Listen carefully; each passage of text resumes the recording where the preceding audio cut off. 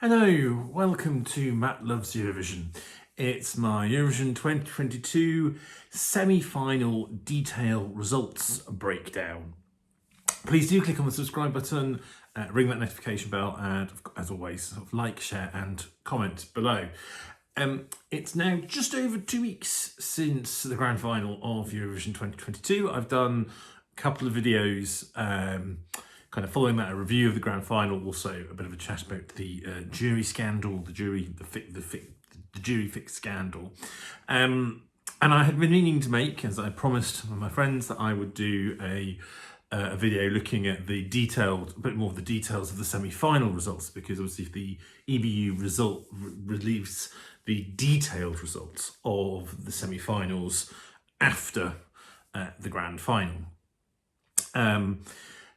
I'm not going to touch, too much on the jury issue or the jury fixing issue, although it does kind of skew slightly some of what happened in semi-final 2. Before I get too far in, I want to give a shout out to another YouTuber who does excellent breakdowns, really detailed breakdowns of, kind of statistics and all the, who's given who points and some of the quirks that he discovers in it. And also he keeps a lot of spreadsheets where he kind of looks at kind of qualification rates, etc., which is a guy called ESC Tom. He's an Irish guy living in Shanghai. Do go, I'll stick a link in the description, but do go and follow his YouTube channel, because if you don't already, because he can talk through this in far more detail and far more fluently than I could ever. So I'm not going to attempt to try and to copy him, but I will talk through a couple of things. And I've just also to say, I've managed to somehow so far stave off kind of post-Eurovision depression, PED. I think possibly because it's unusually this year, whereas normally for the UK, particularly the UK, it's kind of Saturday, bad result from Eurovision over. Obviously, very different result this year with the second place of Sam Ryder, and he's been all over the press. The BBC have kept that PR going, and obviously he's been keeping the PR going, and so yes, it's felt a bit. There was a battle for number one, the UK number one. He almost got us, but again came second again. But that's an incredible achievement. So yes, it's kept things going a little bit. Although I can feel the PED is going to start creeping up again. So then this is probably my last video, not forever, my last video specifically on Eurovision 2022 before I kind of move on to other videos. But I'll talk about a bit of them perhaps towards the end of the video. Anyway, back to this year and the semi-finals. So the split results were released afterwards, and all the details of who voted for who. And it's quite interesting. I was interested to see kind of who would just, where people just missed out. Because people often say, oh, this could go through, this will be 10th, 11th, and then find out it's somewhere different. So looking at semi-final 1, so we had Ukraine, Netherlands, Greece, Portugal, Armenia, Norway, Lithuania, Moldova, Switzerland, Iceland all qualified. Croatia, Albania, Denmark, Latvia, Austria, Bulgaria and Slovenia did not. Interesting, the country that just missed out in terms of placings, in that it finished 11th overall for the second year in a row, was Croatia. Quite surprising. That's not, I think, what people expected to happen. But yes, I would say Croatia finished 10th with the juries, but then 12th with the televote. So it was really unlucky, and to just miss out.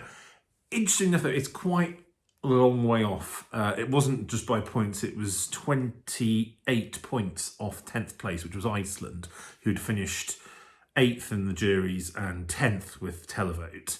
So it was quite a distance, but I don't think that was necessarily the country people thought would come 11th. I think people thought it might be more likely to be, perhaps either Latvia or Albania or Latvia or Albania, which they came 12th for Albania and 14th for Latvia, or Austria maybe as well. But interesting enough, if we look at the split results in the jury and the televote, the top 9 jury countries all got through. The 10th jury country in terms of points, Croatia, did not. The one country that got put lower than 10th by the juries, which was Moldova, not surprisingly, that finished in 13th, but it finished second in the televote. So, of course, that sailed them through, without too much trouble. Interestingly enough, the 11th with the juries was Latvia, and then it was Denmark. Albania only got 12 with the 12 points with juries, and that was all from Greece.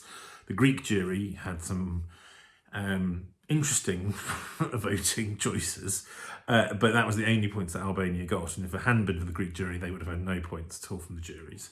Then was Bulgaria, Slovenia and Austria finished last with the juries. So I know that all those fears about the vocal and the setup proved to be founded, I think, in the end.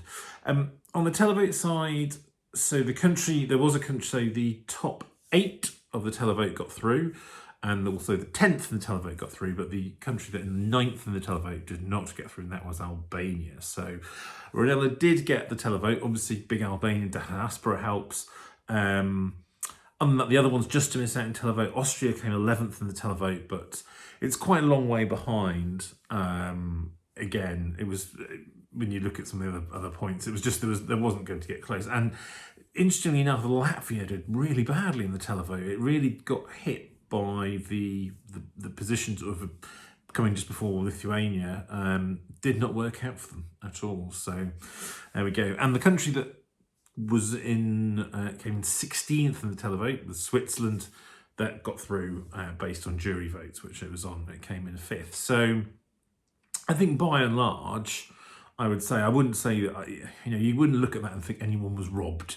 That has seemed to have worked out sort of quite well. I mean, you could say, Croatia was 10th in the juries, or Albania was, but when you look at how they then performed, it wasn't close between 10th and 11th ultimately. So it must be frustrating for Croatia to come 11th again, but yeah, better than perhaps we expected.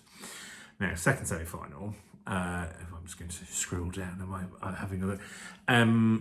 We had Sweden, Australia, Serbia, Czech Republic, Estonia, Poland, Finland, Belgium, Romania and Azerbaijan going through. And not qualifying were North Macedonia, Cyprus, Israel, San Marino, Ireland, Malta, Montenegro and Georgia. This always felt like it was the harder one to call. Some of the interesting ones was around which of the upbeat Romania, Israel or Ireland, which ones would kind of do best, and in the end it was Romania that came through on that one. Again, similarly to semi-final 1, you had 9 countries in the jury and 9 countries in the televote going through, and of the top, and those being the ones that eventually went through, and 1 not. Interesting enough, really surprisingly, the 11th placed country overall was North Macedonia. People don't think we're expecting that. Good 20 points difference. Quite difficult to work out because obviously some of the jury points were aggregated because this is where the jury stuff came in. So I think North Macedonia, they came 10th overall in the jury, but they only came 16th in the televote, and their televote all came from Montenegro and Serbia, not surprisingly. Again, although North Macedonia might feel slightly aggrieved or unlucky, I think there was enough of a distance there. Interesting, in jury-wise, North Macedonia was the only one in the top 10 that didn't go through. The one country that was not in the top 10 with juries that got through was Romania. Obviously, quite a big, chunky televote that it got. Israel came 11th with juries, but not. There was quite a big drop in points from 9th, 10th in the juries down to 11th in the juries. And then Cyprus finished last with the juries with just 9 points, but all of the ones in that bottom, in the from 13th downwards, San Marino was 13th, only got 21 points or less, not very much from the juries. Sweden, Australia absolutely cleared up on the jury points there. Televoting was a tie between Sweden and Serbia. And Czech Republic did really well there as well. They came 3rd. Didn't translate, sadly, into the final. The only country that was in the top 10 of the televote that didn't qualify was Cyprus. It was in 9th place. And the country, and this is the really weird one, the country that qualified that was not in the top 10 in the televote was Azerbaijan. Azerbaijan got 0 points in the televote in the semi-final. I don't think that's. I think I'm sure I've seen nothing that's never happened before. Very odd, very odd. I mean, it didn't get very many points in the final either. It only got 3 points, I think, from Georgia, possibly, when you look at the breakdown. So again, public vote. It was a pure jury song, that one, and it got through on the strength of the juries. There was some of the other interesting ones. Serbia did really well with the televote, not so well with the juries, but it was enough for it to go through.